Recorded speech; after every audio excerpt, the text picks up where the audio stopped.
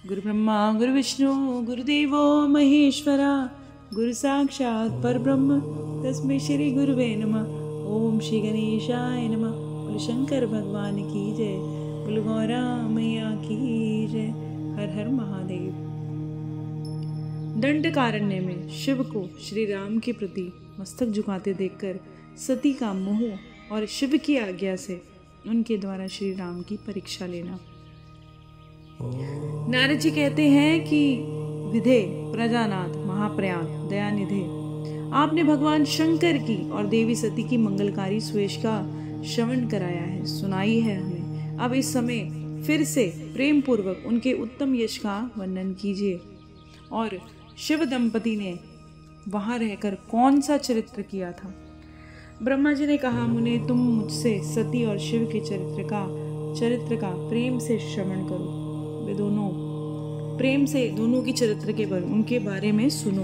वे दोनों दंपति लौकिक गति का आश्रय लेकर समाज को दिखाने के लिए, जगत को दिखाने के लिए निरंतर क्रीड़ा करते रहते हैं, एक प्ले करते रहते हैं। महादेवी सती को अपने पति शंकर का वियोग प्राप्त हुआ, ऐसा कुछ बुद्धिमान विद्वानों का कथन है। परंतु मुने वास्तव में उन दोनों का परस्पर वियोग कैसे हो सकता है। वास्तव में वो दोनों एक दूसरे से अलग तो हो ही नहीं सकते, क्योंकि वह दोनों वाणी और अर्थ के समान एक दूसरे से सदा मिले जुले रहते हैं। शक्तिमान है, चित्त स्वरूप है, फिर भी उनमें लीला विषयक रुचि होने के कारण वे सब कुछ संगठित हो सकता है। सती और शिव ईश्वर है, जो भी लौकिक रीति का अनुसरण करके जो लीलाएं करते हैं वे संभव है। दक्ष कन्या सती ने जब देखा कि मेरे पति ने मुझे त्याग दिया, तब वह अपने पिता दक्ष के यज्ञ में गई और वहां भगवान शंकर का अनादर देखकर उन्होंने शरीर को त्याग दिया। वे ही सती फिर से हिमालय के घर पार्वती के नाम से प्रकट हुई और बड़ी भारी तपस्या करके उन्होंने विवाह के द्वारा भगवान शिव को फिर से प्राप्त किया। सूत जी कहते हैं, ऋषियों, ब्रह्मा जी की बात सुनकर नारद जी ने विधाता से शिवा और शिव के महान यश के विषय में इस प्रकार से पूछा। नारद जी कहते हैं, महाभाग विष्णु शिष्य विधात, अब आप मुझे शिवा और शिव के भाव, आचार से संबंध, उनके व्यवहार से संबंध रखने वाले उनके चरित्र का विस्तार से वर्णन कीजिए। तात, भगवान शंकर ने अपने प्राणों से भी प्यारी धर्मपत्नी सती का किस लिए त्याग किया था, किस लिए उनका त्याग कर दिया था। ये घटना हमें बहुत हैरान कर रही है, इसे अवश्य सुनाइए।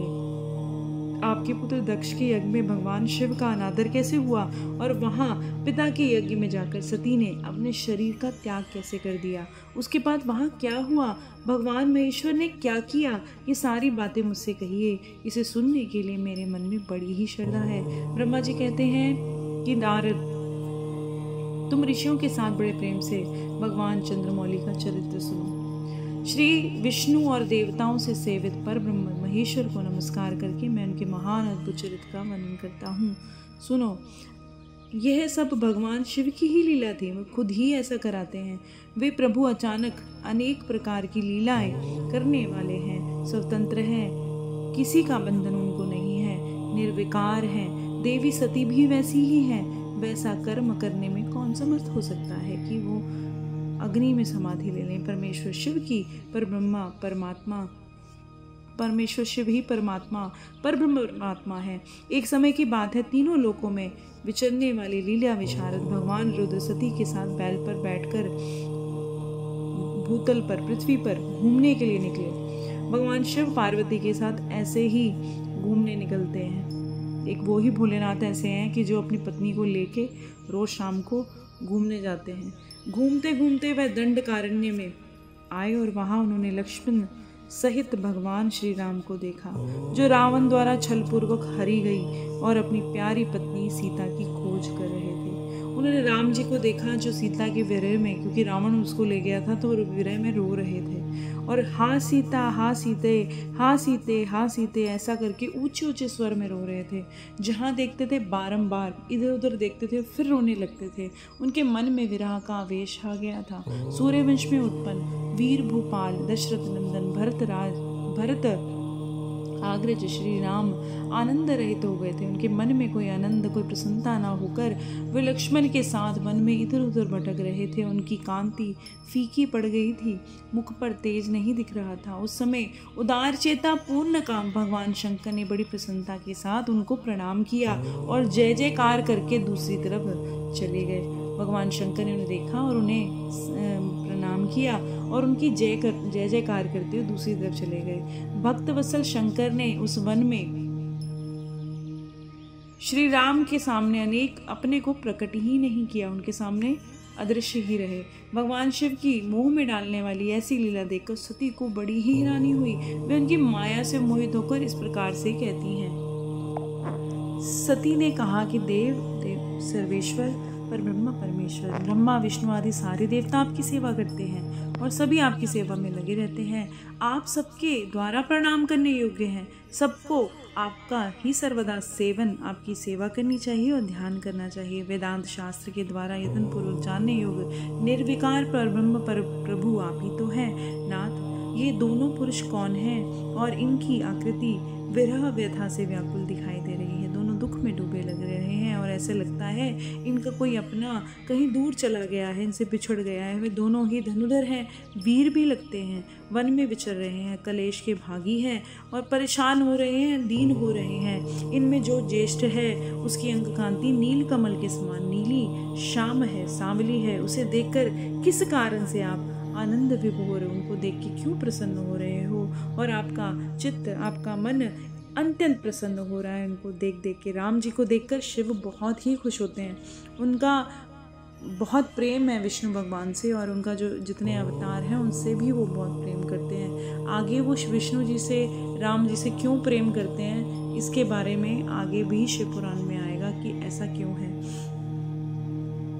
आप इस समय भक्त के समान विनम्र क्यों हो गए थे और स्वामी कल्याणकारी शिव, आप मेरे संशय को दूर कीजिए।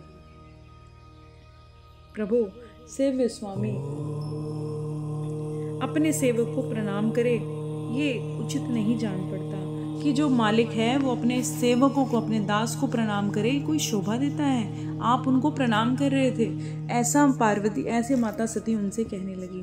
ब्रह्मा जी कहते हैं, नारद कल्याणमयी परमेश्वर आदि शक्ति सती देवी ने शिव की माया से वशीभूत, वो शिव की माया चली हुई थी, उनको कुछ समझ ही नहीं आ रहा था शिव की माया की वजह से। जब भगवान शिव ने इस प्रकार से प्रश्न किया तब सती की बात सुनकर लीला विशारद परमेश्वर शंकर हंसकर उनसे कहते हैं, परमेश्वर ने कहा, देवी सुनो, मैं जो बात कहता हूँ इसमें छल नहीं है। वरदान के प्रभाव से ही मैंने इन्हें आदरपूर्वक प्रणाम किया है। इनको मैंने वरदान दे रखा है, इसीलिए मैंने इन्हें प्रणाम किया है। प्रिय दोनों भाई वीरों द्वारा सम्मानित हैं और इनके नाम है श्री राम और लक्ष्मण। इनका प्राकट्य सूर्यवंश में हुआ है, सूर्यवंश में पैदा हुए हैं, प्रकट हुए हैं। ये दोनों राजा दशरथ के विद्वान पुत्र हैं और इनमें से जो गोरे रंग के छोटे बंधु हैं साक्षात शेषनाग के अंश हैं, उनका नाम लक्ष्मण है। और इनके बड़े भैया जो श्री राम हैं इनके रूप में भगवान विष्णु ही अंश में प्रकट हुए हैं। उपद्रव इनसे दूर रहते हैं और ये साधु पुरुषों की रक्षा और हम लोगों के कल्याण के लिए इस पृथ्वी पर अवतीर्ण हुए हैं। ऐसा कहकर सृष्टिकर्ता भगवान शंभु चुप हो गए। भगवान शंकर की ऐसी बात सुनकर सती को मन को इस प्रकार विश्वास नहीं हुआ। क्यों ना हो, भगवान शिव की माया ही बड़ी प्रबल है। वो तो माया से ही उनको कुछ समझ नहीं आ रहा था। ये संपूर्ण त्रिलोकी को मोह में डाल देने वाली है। उनकी माया ऐसी है कि सबको पागल कर देती है। सती के मन में मेरी बात का विश्वास नहीं है, ये जानकर लीला विशारद प्रभु सनातन शंभु ऐसे बोलते हैं। शिव ने कहा, देवी मेरी बात सुनो, यदि तुम्हारे मन में मेरे कथन पर विश्वास नहीं है तो तुम वहां जाकर अपनी बुद्धि से श्री राम जी की परीक्षा ले लो। प्यारी सती, जिस प्रकार तुम्हारा जो मोह है, भ्रम दूर हो जाए, वैसा तुम कुछ करो और उनकी परीक्षा ले लो। तब तक मैं इस बरगद के पेड़ के नीचे खड़ा रहता हूँ। भगवान शिव की आज्ञा से ईश्वरी सती वहां गई और मन ही मन सोचने लगी कि मैं वनचारी राम की परीक्षा कैसे लूँ।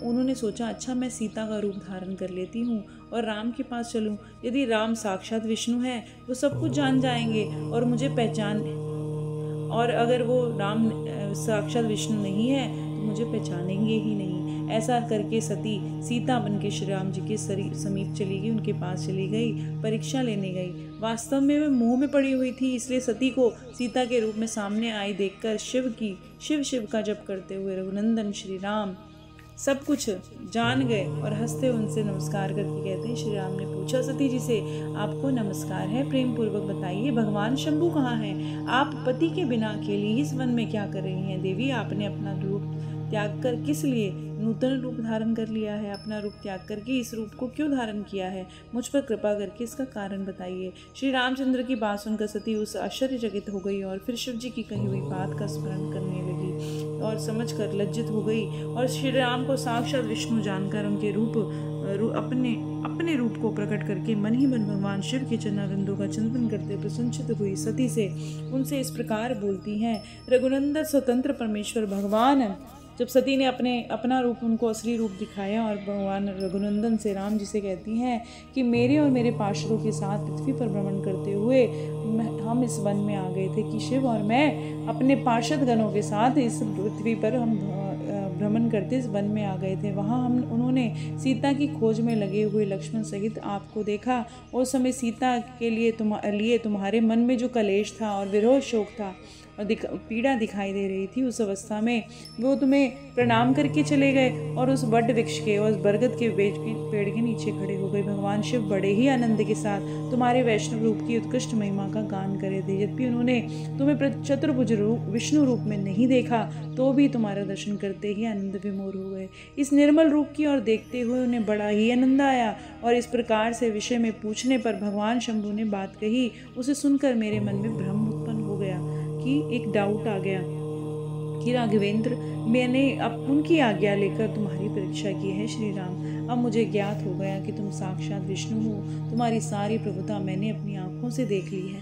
अब मेरा संशय, मेरा डाउट भी दूर हो गया है और मैं महामते, तुम मेरी बात सुनो।